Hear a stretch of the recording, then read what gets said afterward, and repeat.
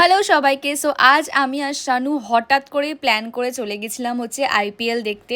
কারণ আমাদের কোনো রকম প্ল্যান কিছুই ছিল না। শানু কাস্টম ক্লাবে ফোন করলো আর রাজীবদা বললো আমাদেরকে যে হ্যাঁ টিকিট হবে, নিয়ে যাও এসে।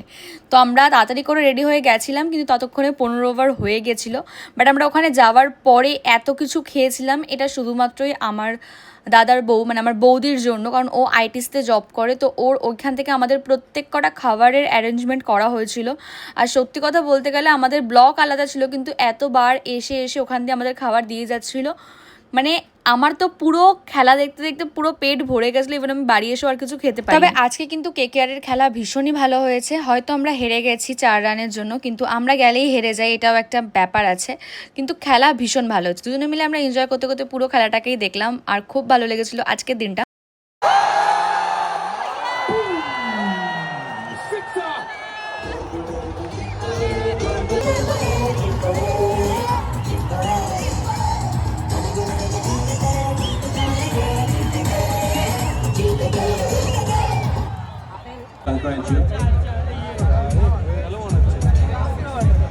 আর আমরা এতটাই কাছে বসেছিলাম, আমাদের সামনেই সব প্লেয়ার্সরা ছিল। আর আমি তো মোটামুটি এখানে বলতে পারো কাউকেই চিনি না, মানে আমি ওই চিনি বাট তাদের ডিটেলস কিছুই জানি না।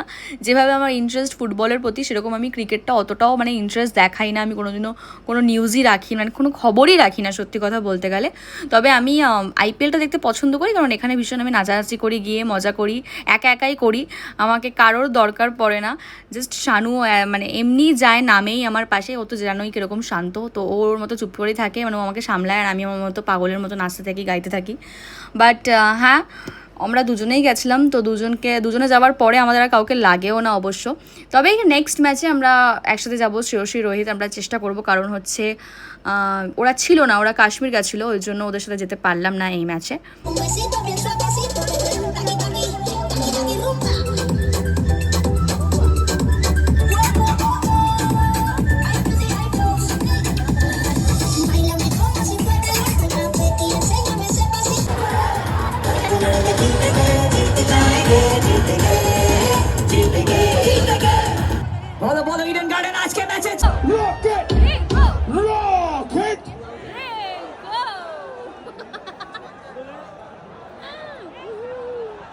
যেহেতু আমার কিছু জিনিস ছিল সেগুলো নিয়ে ঢুকতে পারিনি, তাই জন্য সেগুলো শানু লুকিয়ে রেখেছিল। তারপর ওখান থেকে বেরিয়ে আমরা কাস্টম টেন্টে গেলাম, ওর হেলমেটটা নিলাম, দেন বেরিয়ে গেলাম। আজকের মতো এইটুকুই, বাই।